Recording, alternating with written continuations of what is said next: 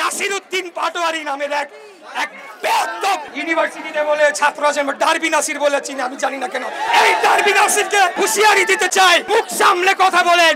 সে শুরু থেকেই সে কথা বলে যাচ্ছে আমাদের নেতা সম্পর্কেও বারবার সে বিরূপ মন্তব্য কটূক্তি করেছে, তারপরে আমরা কিন্তু কঠিন ভাষায় প্রতিবাদ করি নাই। আসিফ নাহিদ দুইজনে ছিল, নাহিদ পদত্যাগ করছে, এখন আসিফ আছে। ওইখানে বসে বসে তারা কি করছে, স্বৈরাচারের খুনি হাসিনা সবচেয়ে কাছের সচিব গুলাকে তাদের পাশে এনে বসাচ্ছে। গণমাধ্যম এখনো স্বাধীন হতে পারে নাই, তারা এখনো ভয় পায়। আগে ভয় পাইতো হাসিনারে, এখন ভয় পায় এদের। এই ফেব্রুয়ারি থেকে যদি একদিনও পেছানোর চেষ্টা করে এই সরকারকে 1 ঘন্টা আমরা রাখবো না। যখন আমাদের নেতা ডাক দিবে তখন বাংলাদেশের রাজপথে তিল ধারণের ঠাঁই থাকবে না। এই রাজাকার বাহিনী, আলবদর বাহিনী সহ এই নতুন দল এনসিপি সহ রাষ্ট্রযন্ত্র, রাষ্ট্রীয় প্রচার যন্ত্র সকলে মিলে কি করলো, তারা সরাসরি বিএনপির দিকে আঙ্গুল তুললো এবং তারা এতই ধৃষ্টতা দেখালো আমাদের নেতা দেশনায়ক জনাব তারেক রহমানের ব্যাপারে কটূক্তি করার সাহস দেখালো। আমাদের আদর্শিক নেতা শহীদ রাষ্ট্রপতি জিয়াউর রহমানের ছবি সেটিকে যেভাবে অসম্মান করলো সেটি আসলে আমরা ভোলার মতো না। আমরা আপনাদের বলতে চাই, আজকের এই মিছিল, এই যে আন্দোলন, এটা আমাদের নেতা আমাদেরকে বলে দেয় না এই যে করো গিয়ে। আমাদের নেতার ব্যাপারে যখন কটূক্তি করা হবে অবশ্যই সেটা বাংলাদেশের কোটি জনগণের বুকে দাগ কাটবে, এটাই স্বাভাবিক। আমি আরেকটা ঘটনা বলতে চাই। জানেন এই নতুন দল এনসিপি, তারা প্রথম ঘটনাটি হলো তারা সারা দেশব্যাপী তাদের প্রচার প্রচারণা করছে, ভালো কথা। তারা কি করলো, গোপালগঞ্জে যাবে, যাওয়ার আগে সেখানে একটা উস্কানিমূলক পরিস্থিতি তৈরি করলো এবং সেখানে তারা তাদের কর্মসূচির নামটিও পাল্টালো এবং পরবর্তীতে যখন ইন্টারনেটে সোশ্যাল মিডিয়ায় ব্যাপকভাবে প্রচারিত হলো যে শেখ মুজিবুর রহমানের কবর ভেঙে ফেলা হবে, তারা সেটিকে কোনো রকম গ্রাহ্য না করে, আরে ভাই বাংলাদেশে থাকেন, বাংলাদেশের মাটিতে থাকেন, কোন জেলার মানুষের সেন্টিমেন্ট কি, কোন জেলার মানুষ কোন কথা বললে কিভাবে রিয়াক্ট করতে পারে এগুলো আপনারা জানেন না। আপনারা রাজনীতি অনেক দূরের কথা, আপনাদেরকে প্রাইমারি স্কুলে পাঠায় দেওয়া দরকার। এরপরে তারা কি করলো, রাষ্ট্রীয় নিরাপত্তা বাহিনীর তারা সেখানে নিজেদের বাহাদুরি দেখানোর জন্য গোপালগঞ্জে গিয়ে তারা জোর জবরদস্তি করে একটা পরিস্থিতি তৈরি করলো। আপনারা মুজিববাদ হটাতে চান, বাংলাদেশে তো অনেক জায়গা আছে, ওইখানে গিয়ে কেন আপনাদেরকে গোলমাল সৃষ্টি করতে হবে, সেটাই আজকে জনমনে প্রশ্ন উঠেছে। এরা জানে নির্বাচন হলে তারা 1-2টা আসন পাবে কিনা তার কোনো ঠিক নাই। 1991 সালে ঢাকা শহরে জামাতে ইসলামীর 7টি আসনের 7টিতে তারা জামানত বাজেয়াপ্ত হয়েছিল। এই জামাত, শিবির, এনসিপি এরা সব একই সূত্রে গাঁথা। তারা চায় না বাংলাদেশে একটা স্বাভাবিক সুস্থ নিরাপদ পরিবেশ বজায় থাকুক, যাতে করে তারা বলতে পারে নির্বাচনের পরিবেশ নাই এবং আমরা যখনই কোনো ঘটনা ঘটে তারপরেই তাদের পাতি নেতাদের মুখে এগুলো শুনতে পাই। আমি একটা প্রতিজ্ঞা আপনাদের সামনে করতে চাই। আমাদের নেতা প্রথমে ডিসেম্বর বলেছিলেন, পরবর্তীতে বর্তমান অন্তর্বর্তীকালীন সরকার প্রধানের সাথে আলাপ আলোচনা করে আমরা জানতে পারি ফেব্রুয়ারিতে উনি রাজি হয়েছে। উনি রাজি, আমরা রাজি। এই ফেব্রুয়ারি থেকে যদি একদিনও পেছানোর চেষ্টা করে এই সরকারকে 1 ঘন্টা আমরা রাখবো না। আরে ভাই আপনারা কারা? আপনারা অন্তর্বর্তীকালীন সরকার, আপনাদের ম্যান্ডেট কি? কিছুই না। আপনারা কোন বিপ্লবী সরকার না, আপনারা সেটা গঠন করতে ব্যর্থ হয়েছেন।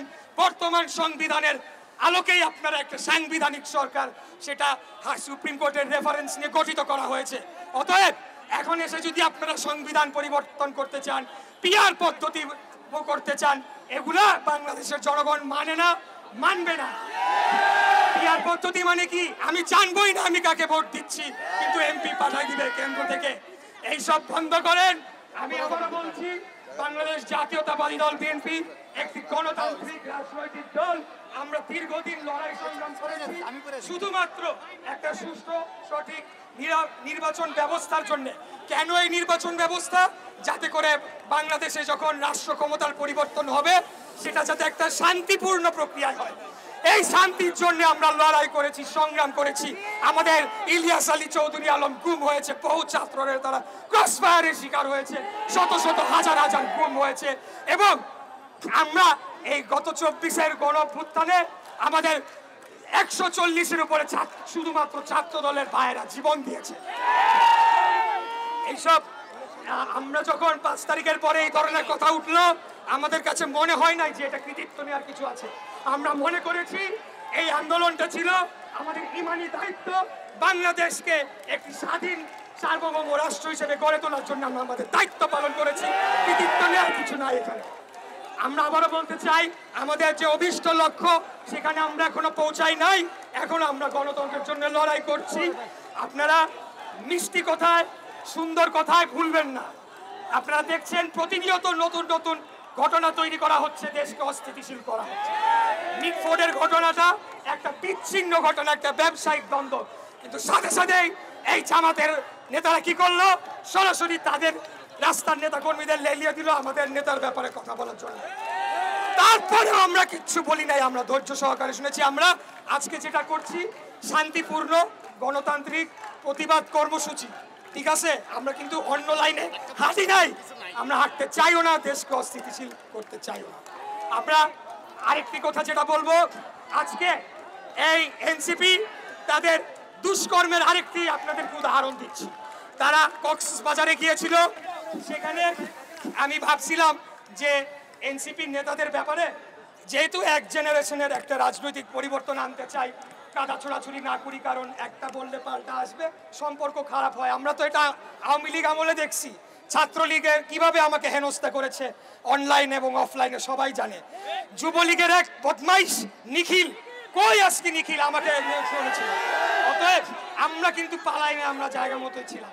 তাই আমি বলবো, এই যে আজকে আমি বাধ্য হয়ে বলতে হচ্ছে, নাসির উদ্দিন পাটোয়ারি নামের এক বেয়াদব একটা বদমাইশ ছেলে, সে তার মুখের কোনো লাগাম নাই, সে যা ইচ্ছা তাই বলে যাচ্ছে। সে শুরু থেকে সে কথা বলে যাচ্ছে আমাদের নেতা সম্পর্কেও বারবার সে বিরূপ মন্তব্য কটূক্তি করেছে। তারপরে আমরা কিন্তু কঠিন ভাষায় প্রতিবাদ করি নাই। আর বসে থাকা যায় না ভাইয়েরা। এই নাসির উদ্দিন পাটোয়ারির মতো, যাকে ইউনিভার্সিটিতে বলে ছাত্র আছেন ডারবি নাসির বলে চিনি, আমি জানি না কেন, এই ডারবি নাসিরকে হুঁশিয়ারি দিতে চাই, মুখ সামলে কথা বলেন, তা না হলে আপনাদেরকে রাজনৈতিক ভাবে ঘেরাও দিয়ে আপনাদের রাজনীতি ইতি আমরা সেখানে টেনে দেব। এনসিপির যে প্রধান নাহিদ ইসলাম, সেও আমি তাকে ভালোই জানতাম, কিন্তু সে কি করলো? জেলা ঘুরে বলা শুরু করলো বিএনপি নাকি চাঁদাবাজদের দল। আরে ভাই, বিএনপি চাঁদাবাজদের দল? আপনারা খেলা, আপনারা তো ঘুষখোরদের দল, কমিশন বাণিজ্যের দল।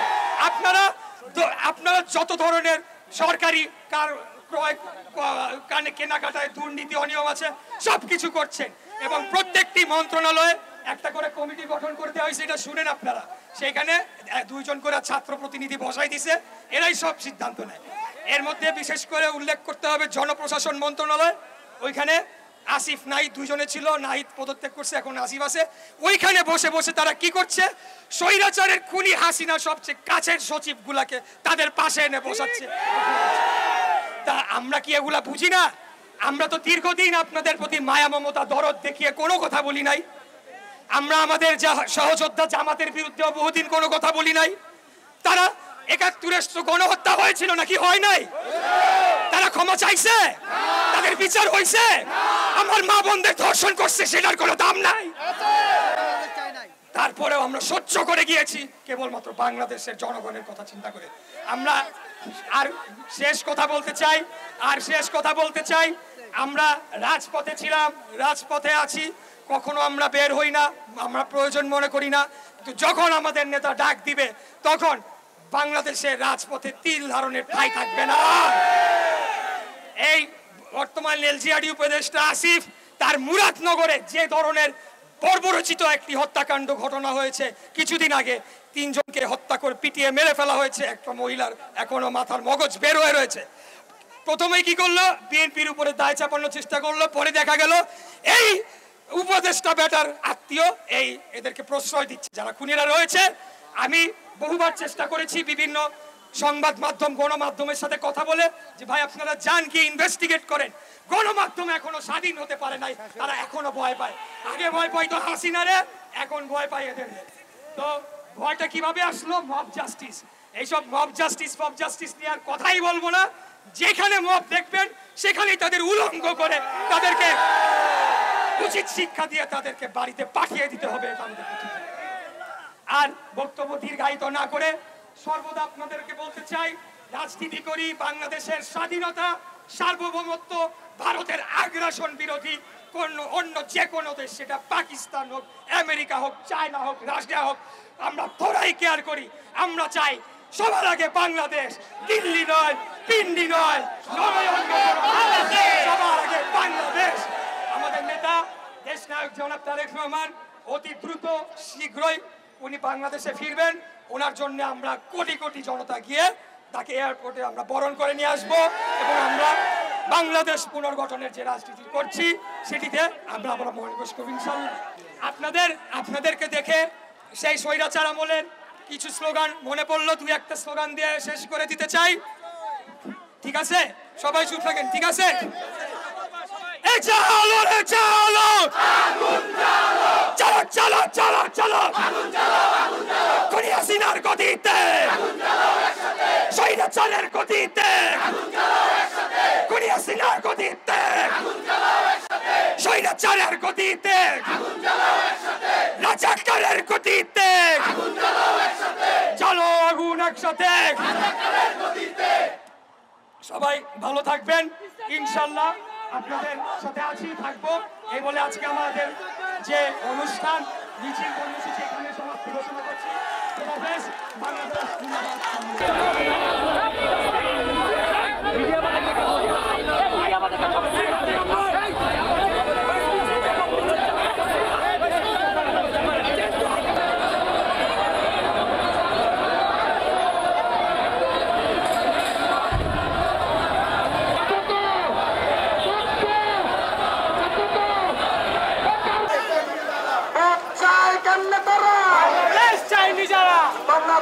চাইনি যারা, ভোট চাই কেমনে তারা, ভোট চাই কেমনে তারা, বাংলাদেশ চাইনি যারা, বাংলাদেশ চাইনি যারা, ভোট চাই কেমনে তারা, ভোট চাই কেমনে তারা, বাংলাদেশ চাইনি যারা, বাংলাদেশ চাইনি যারা, ভোট চাই কেমনে তারা, বাংলাদেশ চাইনি যারা। জামাত শিবির নাচাক